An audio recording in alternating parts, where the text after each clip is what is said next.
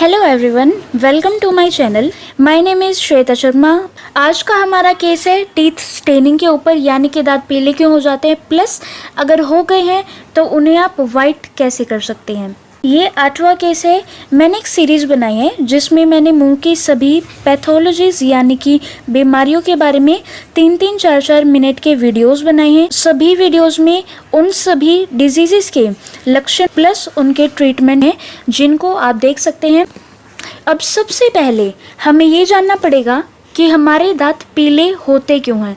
सबसे पहला जिसका रीज़न होता है दैट इज़ एजिंग, यानी कि एज जैसे जैसे बढ़ती जाती है वैसे ही हमारे दांतों का रंग जो है वो पीला पड़ने लगता है। कई बार जब क्लिनिक में हम पेशेंट्स के कंप्लीट डेंचर यानी कि जबड़े बनाते हैं तो उसमें हम पेशेंट की एज के हिसाब से दांतों की शेडिंग लगाते हैं, यानी कि अगर पेशेंट है 60 से 70 के बीच में तो उसके दांतों का रंग थोड़ा सा लाइट शेड में लगाएंगे, और अगर ज़्यादा एज हो गया तो ज़्यादा डार्क येलोइश लगाएंगे।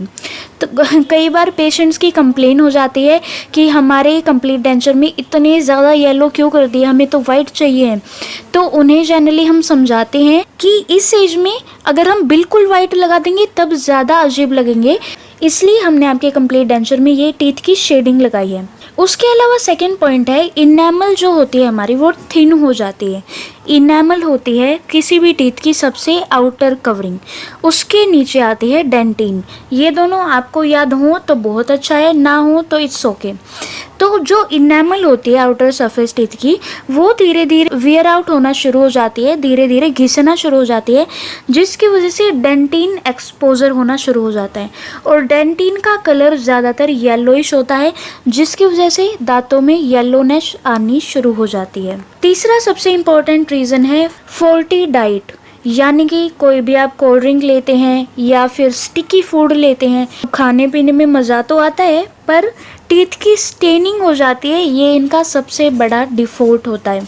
तो कोल्ड ड्रिंक पीने का अगर आपको पीनी ही है तो मैं एक तरीका बता सकती हूँ। आप एक ग्लास में डाल लें, उसे पहले उसमें स्ट्रॉ लगा के तब आप पी सकते हैं। इससे क्या होता है, जो कोल्ड ड्रिंक है वो आपके टीथ में कांटेक्ट में नहीं आएगी, जिससे आपके टीथ की स्टेनिंग बच सकती है। नेक्स्ट है स्मोकिंग। यहाँ पे आप फोटो में देख सकते हैं, ये कोई फोटोशॉप किया हुआ फोटो नहीं है, इसमें रियल पेशेंट का डायग्राम है ये। जब भी पेशेंट ज़्यादातर स्मोकिंग के आते हैं उनमें ये स्टेनिंग नॉर्मली देखी जाती है। नेक्स्ट है ग्राइंडिंग। कुछ लोगों की आदत होती है ऊपर वाले और नीचे वाले दांतों को लगातार घिसते रहना, जिसकी वजह से इनेमल घिसती जाएगी प्लस डेंटिन एक्सपोज होती जाएगी और येलोइशनेस ऑफ टीथ बढ़ती जाएगी। उसके अलावा सर्टेन डिजीजेस और मेडिकेशंस, फॉर एग्जांपल एंटीबायोटिक जो पेशेंट लेते हैं जिसमें सबसे मेन होता है टेट्रासाइक्लिन, इसकी वजह से भी टीथ स्टेनिंग होती है। उसके अलावा डेंटल ट्रीटमेंट की अगर मैं बात करूँ, सबसे पहला है ब्रशिंग एंड फ्लॉसिंग। जो भी जर्म्स होते हैं उनकी वजह से वो एसिड रिलीज़ करते रहते हैं, हमारी इनेमल जो है वो लगातार डिज़ोल्व होती जाती है, घटती जाती है। अगर हम प्रॉपर टाइम पे ब्रश करेंगे, हमारी ओरल कैविटी की सफाई रखेंगे तो वो बैक्टीरिया होंगे ही नहीं, ना ही हमारी इनेमल को वो ख़राब करेंगे और हमारे दांत जो हैं वो सुरक्षित रहेंगे। उसके अलावा सेकंड है वाइटनिंग टूथपेस्ट। कोलगेट के या फिर ये सेंसोडाइन के स्पेशल वाइटनिंग टूथपेस्ट आते हैं जिनका मेन काम होता है ब्लीचिंग करना। उसके अलावा वाइटनिंग जेल्स आते हैं, ये भी ब्लीचिंग का ही काम करते हैं। ये जनरली आप फार्मेसी से भी ले सकते हो, पर ज़्यादा बेटर रहेगा अगर आप डेंटल क्लिनिक से ही लें, क्योंकि वही ज़्यादा रिलायबल होती हैं। उसके अलावा सभी जो भी ये कोल्ड ड्रिंक्स वगैरह हैं जिनमें शुगर बहुत ज़्यादा होती है, और जो भी स्टिकी फूड है या फिर कार्बोहाइड्रेट रिच फूड है, ये सभी कम कर दीजिए। मैंने कोल्ड ड्रिंक पीने का आपको एक बहुत अच्छा तरीका बताया है, स्ट्रॉ के साथ पीजिए, ज़्यादा बेनिफिशियरी रहेगा।